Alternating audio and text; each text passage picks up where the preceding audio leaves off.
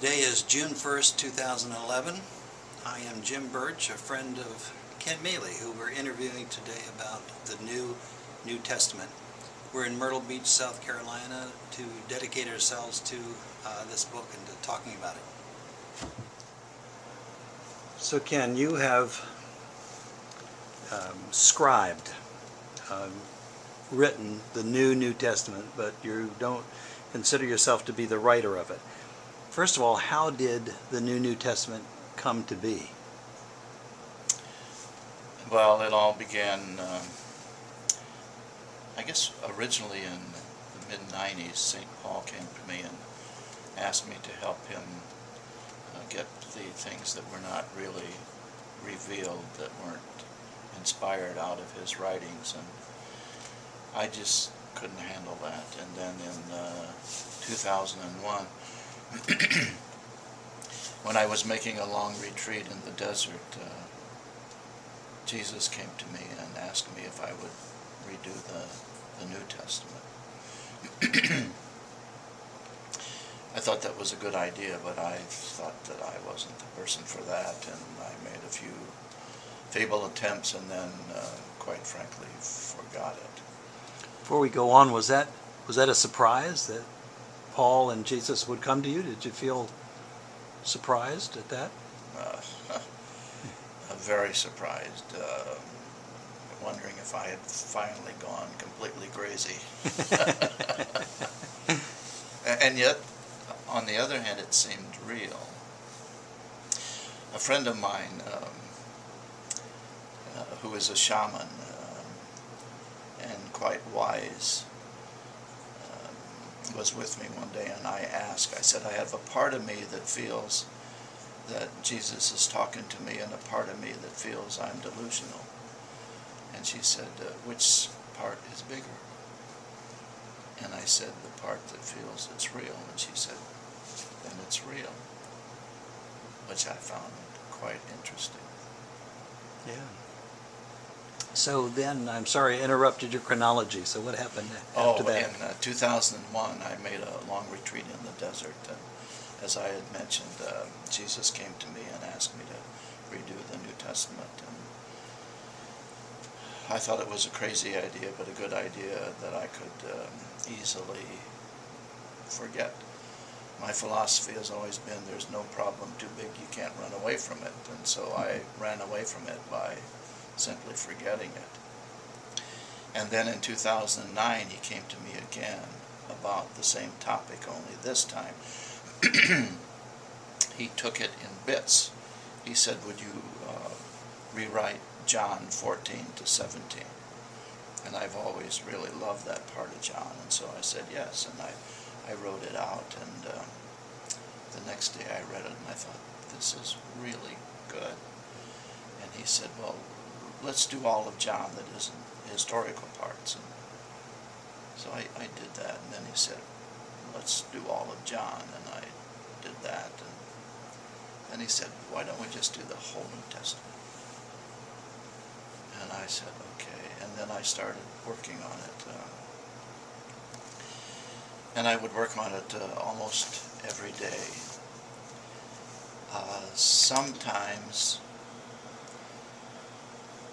Sometimes what I was hearing was so different that I couldn't write it down. It just seemed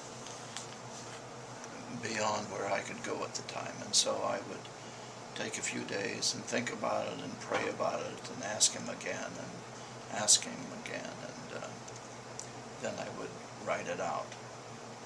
He always wins in the end, but he's very patient. He lets you work at it at your pace. How long did it take? I started in September of 2009 and ended somewhere around July of 2010.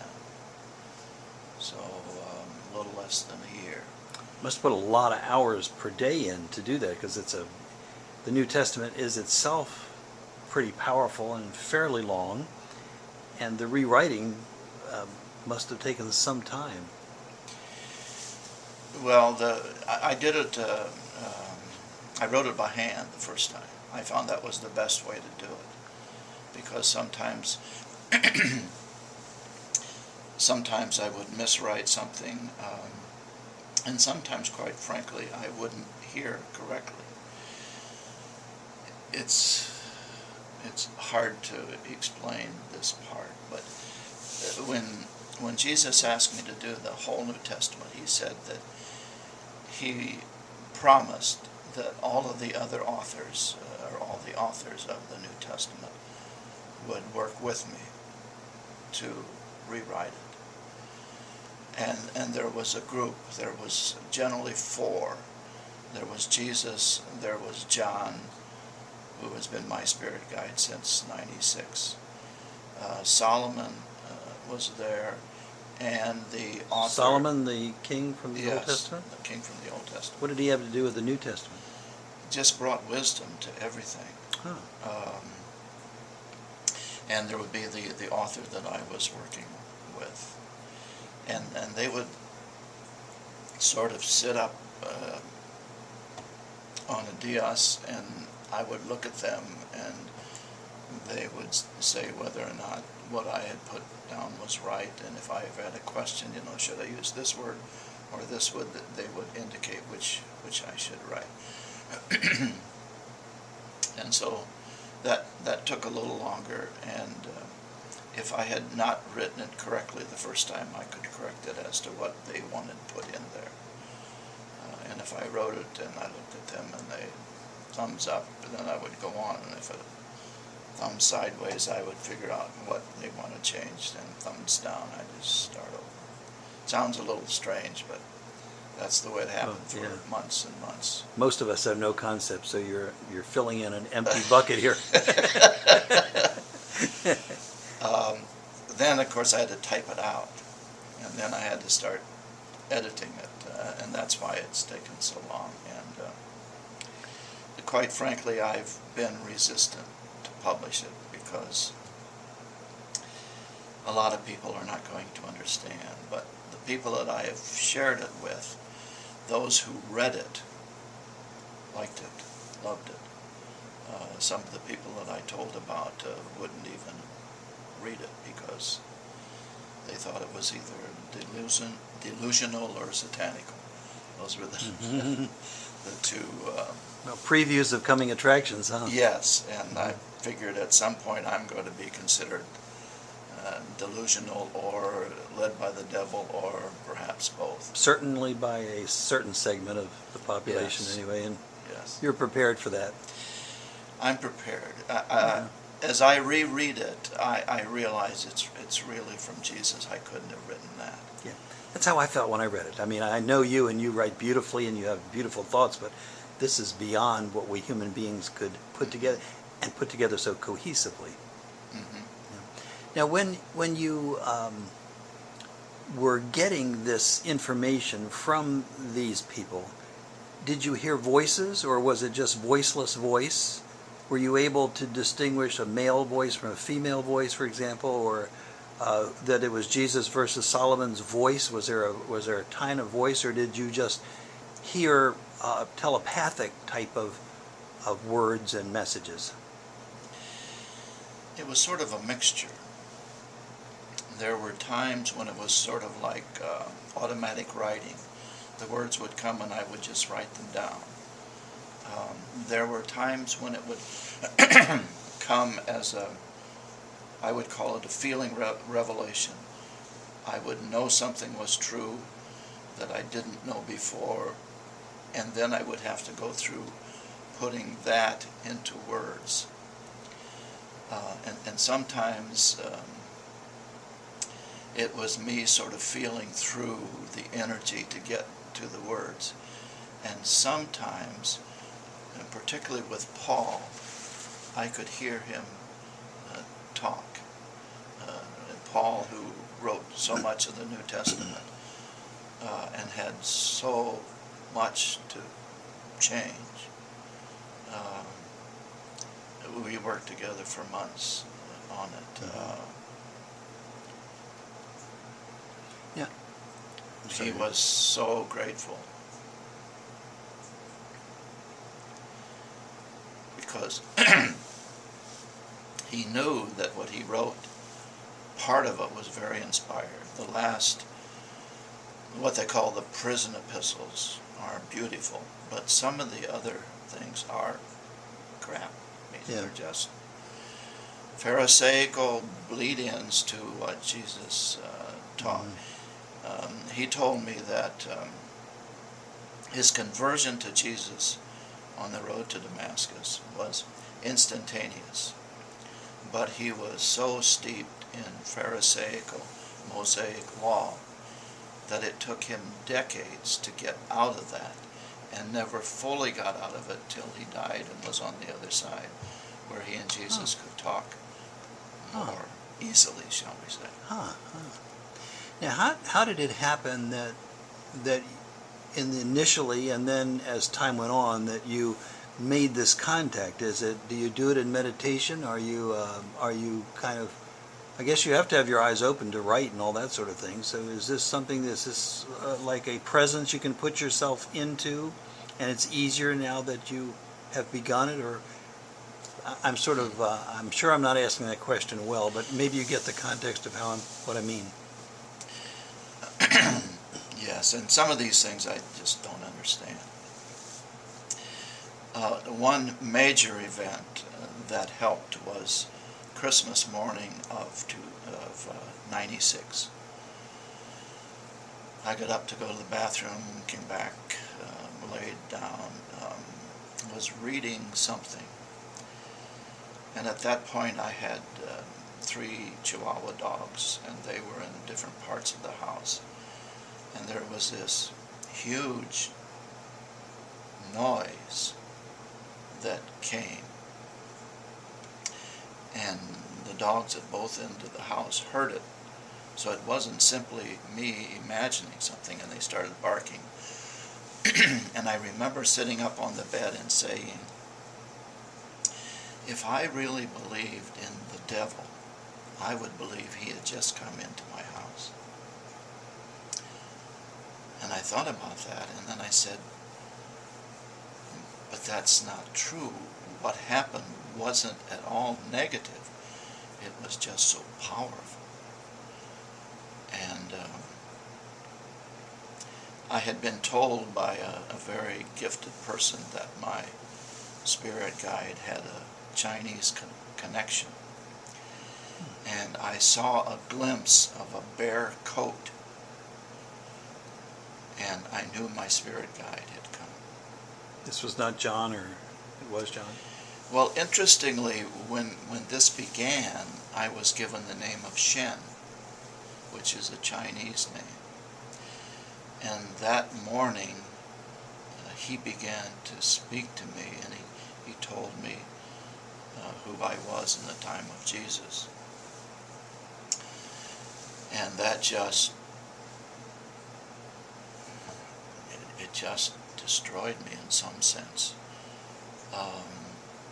And I never doubted it, but I had nowhere to put what I had been told. Mm-hmm. My mother was in the hospice unit, and my brother was in town, so I had to go there and said Mass with them. And then she went to bed, and he went home. And I remember walking in this courtyard, saying, what do I do with this?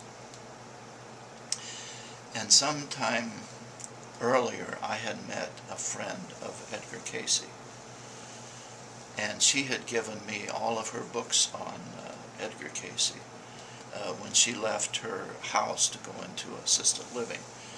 And I had dutifully put all these on the shelf and had never read them. So at this point, I need to read something. My conservative Catholic theology had no place to put a spirit guide.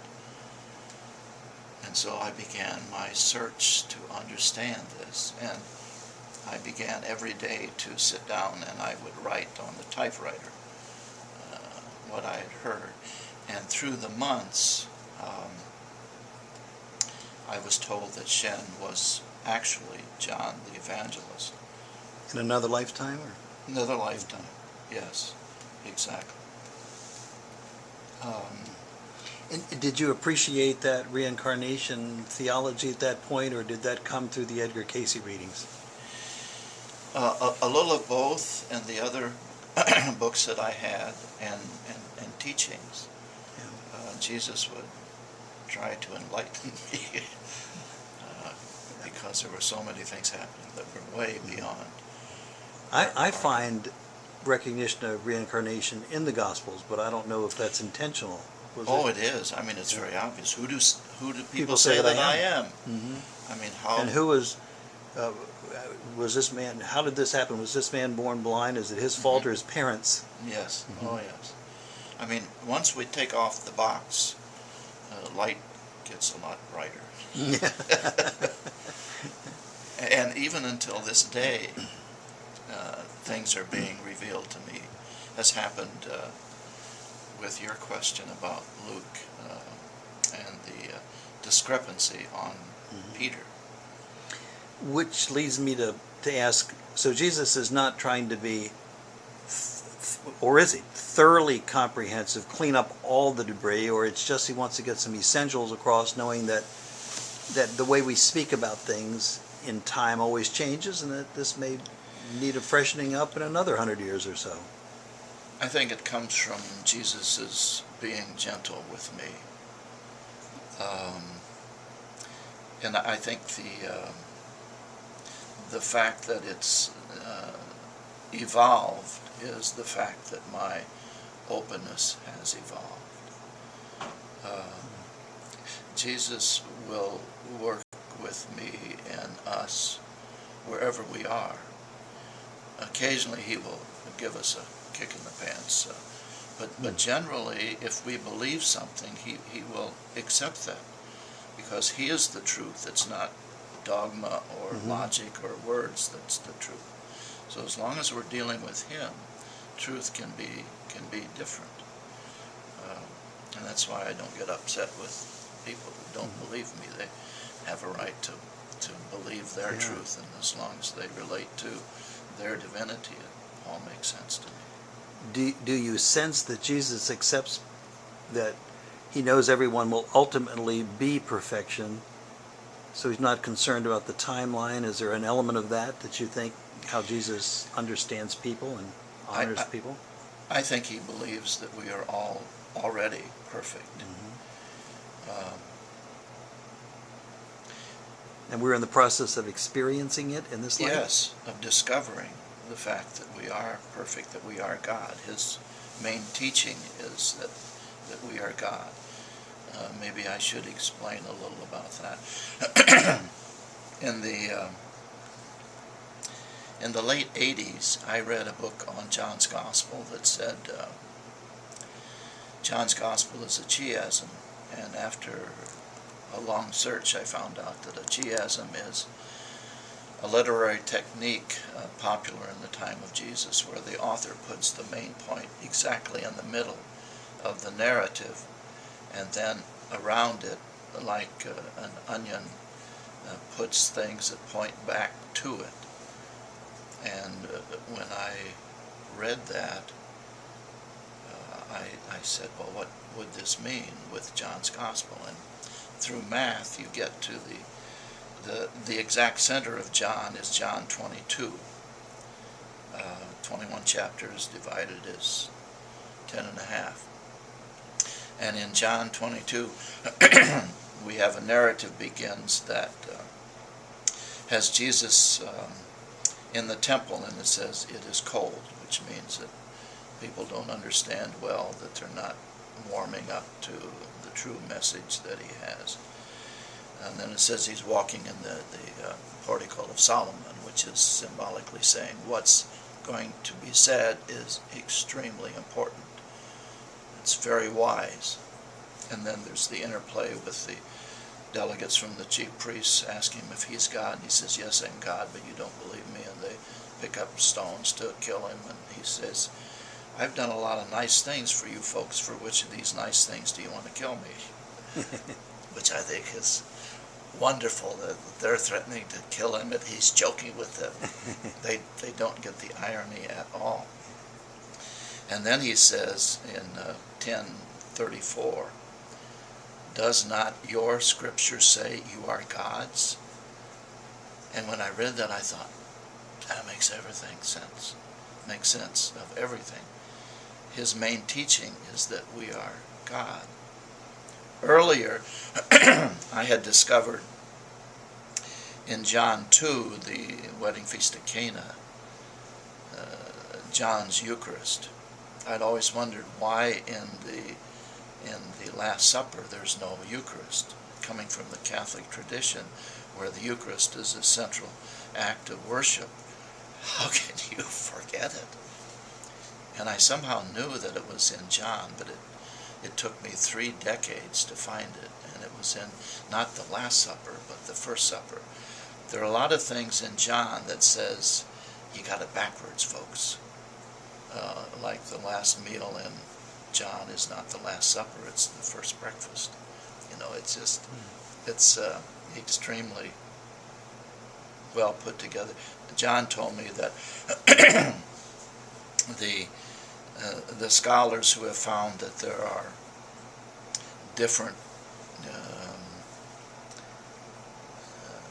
ways of speaking in John comes from the fact that the members of his community each wrote what they wanted in it, and then they as a community got together under his leadership and put together this chiasm. So, the scripture scholars are right. There are differences in there. And John oversaw it, but didn't write absolutely everything that was in it. And obviously over John was Jesus helping put everything together. And that's why John's gospel is so different from the other 3. John had been able to escape from the Mosaic law and into the main teaching of Jesus, that we are divine. And because of that, his gospel is so very different. And as you know, the way of speaking of Jesus in John is so different from the synoptic gospels that many people say that's not Jesus speaking in John, but it is Jesus speaking, or it is Jesus' thoughts enunciated through John in a new way? I would How say, would you say that? The reverse. I think Jesus speaks in John, but not in some of the synoptic verses. Like when he says, "You whitened sepulchres," Jesus doesn't speak that way.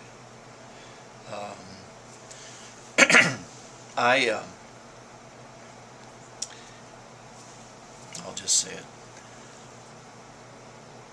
2 weeks ago, 3 weeks ago, I was talking to a friend about the history of the New Testament, of the New Testament, and how the person who really determined the canon of the New Testament was not the church or church leaders, but Constantine, because when he ordered the 50 copies of the Bible to be handwritten, it was the largest order of books ever in the history of the present world, and it became the norm by default. And I said, it's interesting that Constantine has never appeared to me. A lot of the famous people in history have come to me and talked to me about this or that, but I never had him come. I am far from perfect, and so my feelings toward him have not been the most positive. But the next morning he did come to me, and he said, just straight out, he said, "You're exposing my sin." And I took a deep breath, and what was fascinating about that experience was that Jesus was there, and Jesus was reserved. I've never seen him like that. Because he realized how much Constantine had screwed up his message. You think it was just letting Constantine get it off his chest, or yes, giving Constantine the option, the ability to feel that he wanted to let that be known and be forgiven for it? Yes, and to go beyond it. Mm-hmm. And Jesus said something interesting. He said, we all have a role to play, and Constantine was to do that so that in this age, this present age, the sort of boomerang effect of people realizing we need to look at things very differently. You know, we read the New Testament, and part of it is absolutely and totally inspired, but part of it just makes us feel bad. Yeah. And why would something that God said make us feel bad? Some people would say because we're dirty, rotten sinners. I don't happen to believe that. I believe we make mistakes. I believe we need to live differently than we often do. But for us to believe that God gets upset with that is arrogant. I had a home once in Tucson, out in the country, and the air there is so crisp that you can look up and just see billions and billions of stars. And I remember sitting there and thinking, for me to believe that an act of mine would screw up the God of this cosmos is really arrogant. Mm-hmm. To think that God would want to help me be more the God that I am, that works. But the other just And the whole doesn't. concept that you hear often that we are thwarting God's will. Oh, yes. Can't be done. Yes, and the idea that our sins are bigger than His love is just crazy. And unforgivable. Yes, recently a person who has accused me of being both delusional and satanic, A twofer. a twofer. I asked him, which one of your children would you condemn to eternal hell because of what they've done? I thought it was a good question, and he fudged with it. Mm-hmm. And said, who are my children? You know, but I think any parent who could think of condemning their son or daughter to eternal hell has to be sick themselves. And I think 99.9 of them, if they really looked at that question, who would I condemn to hell? None of their children. Mm-hmm. Because no matter what they've done, they're still loved. Yeah. Yeah. And if we think God's love isn't able to be bigger than ours, I think we're delusional. Yeah. What you were saying a little bit ago brings up some questions in that the canonical Gospels are always a question mark. Those other Gospels that we know existed, were they as truthful as the four that we acknowledge today? And we know some scholars say that John was written kind of as a refutation to Thomas, which was written prior, but Thomas was beyond John in theology in some ways, and so it was a refutation. All those, the books that are in what we call the canonical Gospels, I notice that you've dropped some of them out, the epistles, but were the other Gospels as valid, and Jesus just chose not to consider that during this particular period because we as a society accept this as the New Testament and that's what we're working with? I think some of them are as valid as what we have, and I think He will work with those other Gospels. But I think the New Testament that will be published shortly is a bridge for those who have the New Testament that we consider divinely inspired, and obviously most of it is, but to get to the other epistles or Gospels, yes, I think so. And if you read John, Thomas, there's nothing negative in John about Thomas. No. They were good friends. And there's a lot of theology that's similar between the two. I found that too. I couldn't find how this argument between the two could be because they seem so compatible. Yes, but people always... Controversy sparks news these days rather right. than the truth. Yeah.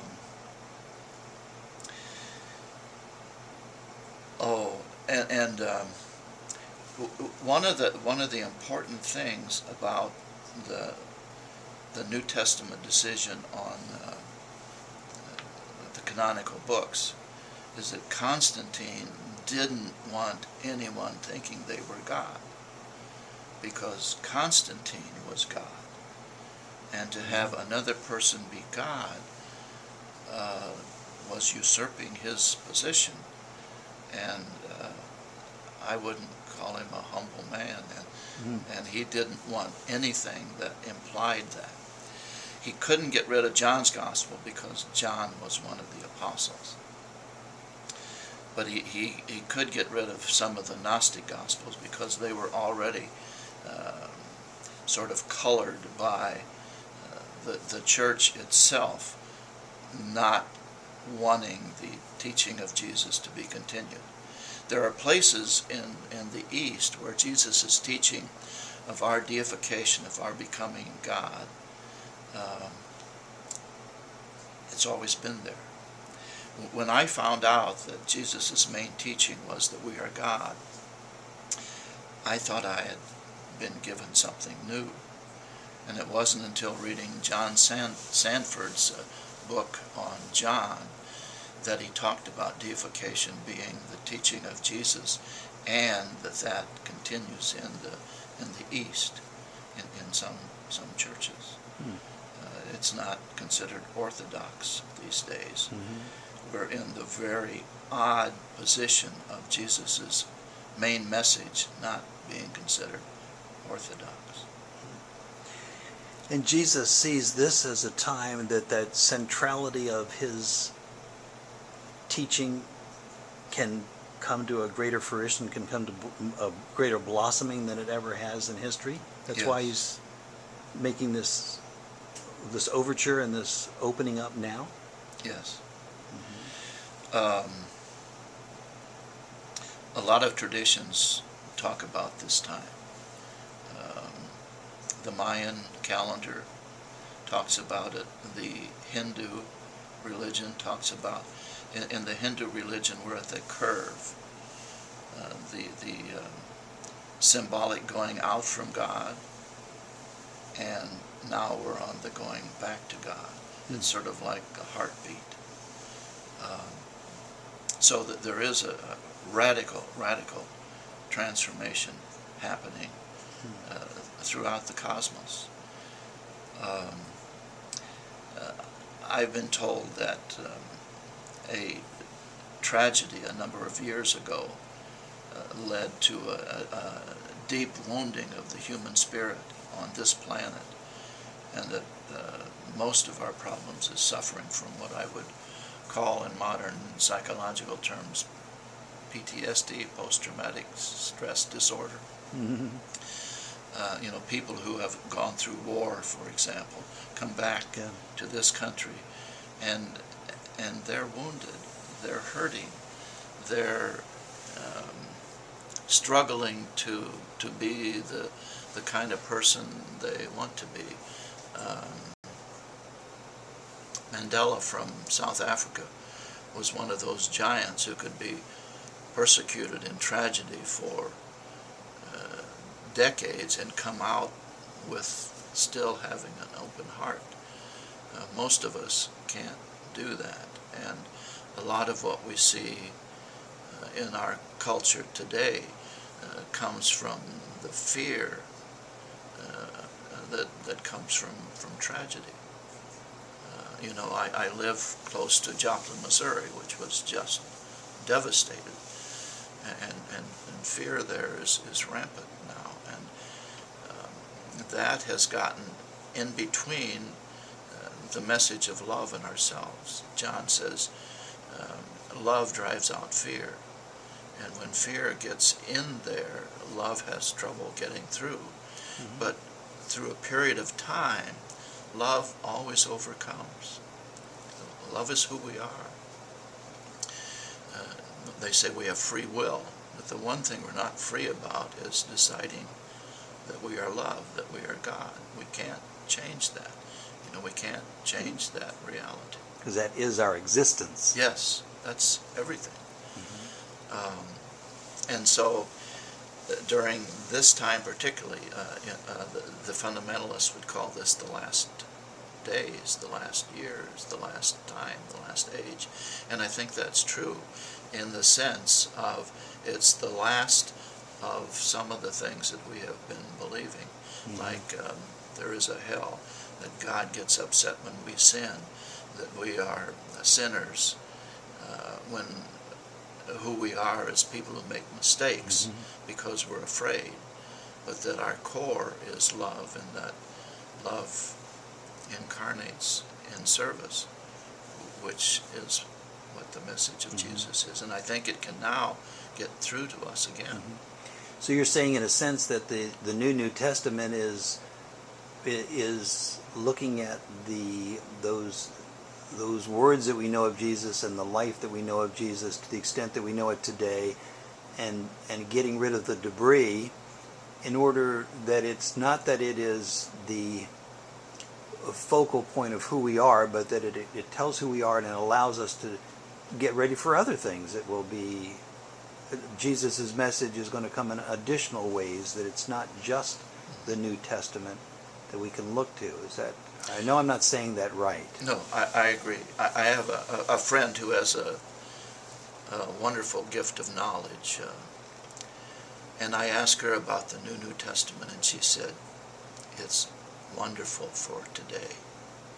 And what she was saying was, it's a step, it's a bridge, but the revelation of God is going to continue, and there will be other steps and other glorious revelations that we can open to. It's not, I think anything that's the Bible has to be a work in progress. We're not talking about the past. We need to understand the past, but God always looks to the future.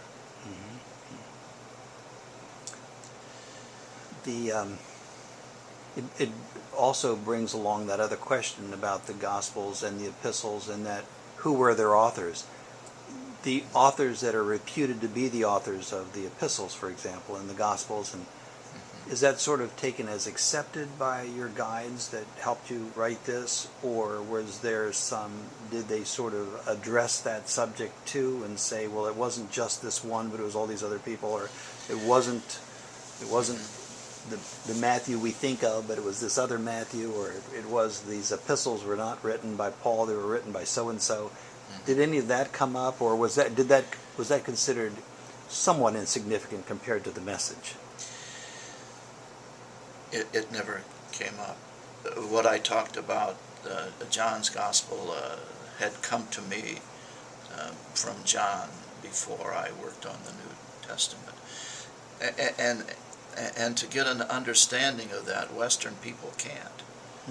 Unless you're Eastern, you can't really understand Jesus, because for Jesus it wouldn't be a question, because he doesn't see other. He doesn't see two. He doesn't see this and that being this and that. There's a unity there. Like John and Jesus reached the point where they weren't other. They were just us. I see. There's a book many years ago, The Eye That Is We. And I think as we get closer to Jesus' message, everybody is we. The barriers of race, of gender, of all of those things just fall away.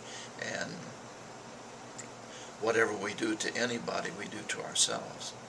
That's why all this hostility that's present today, people don't realize they're just manifesting their own pain. They're talking about that person and trying to put them down. when really they're saying there's something in me that I don't like, but I can't deal with that. So I'm going to deal with that other. But Jesus says there is no other. It's always been just you and me. There's an old parable about the fellow that gets to heaven and sees Jesus there and looks around and there's nobody else. And he says, where are the others?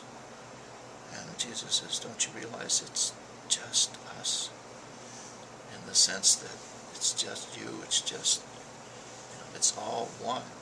There is no other.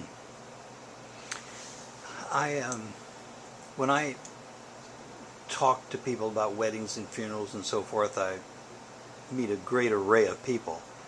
They come from all different religions and cultures and philosophies, and they're quite secular, which I think is good. God's secular.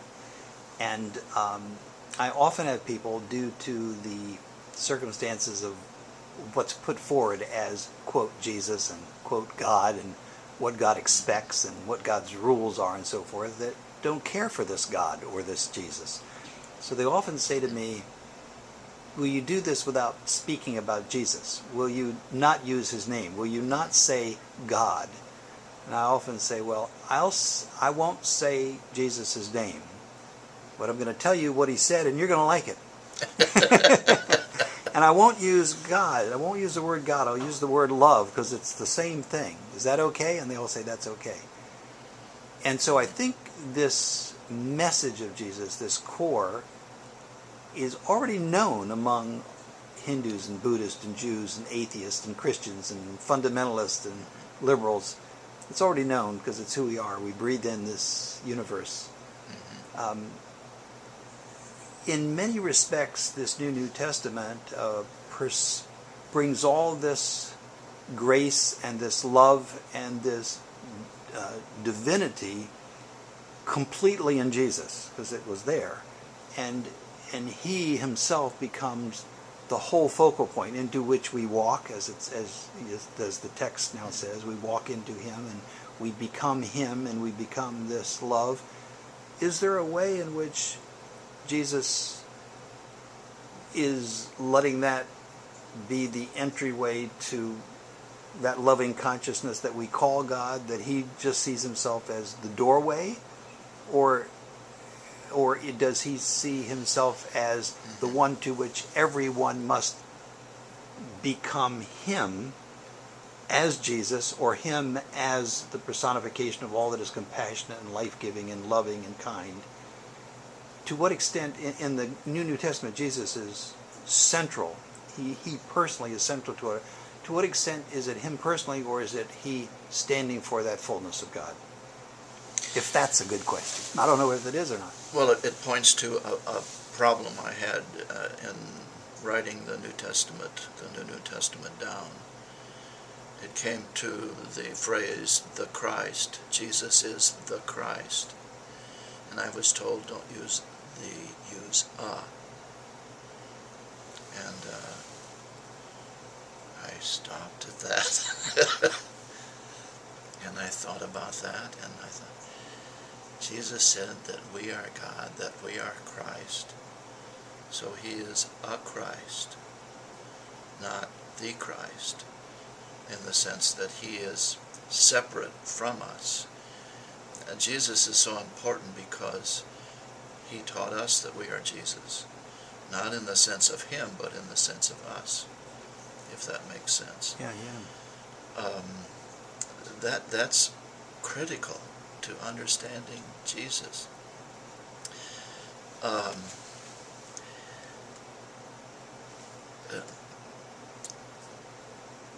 For me, one of the things that helped my understanding of that was reading about the Hindus.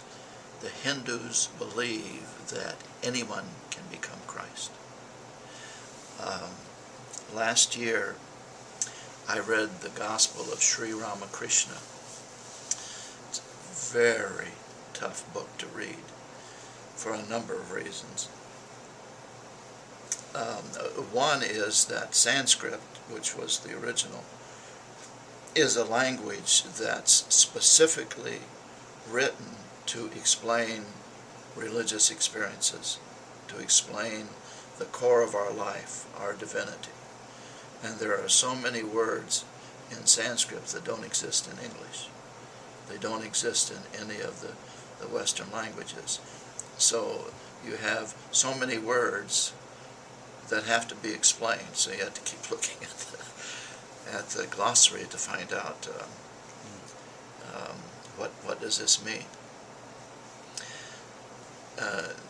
Sri Ramakrishna in Hindu faith or is considered God.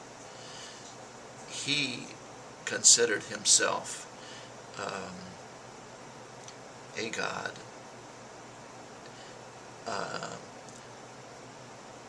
and to get closer to that understanding, he decided that since creation, as we call it, is a part of the divine, he wanted to experience every part of creation that he could.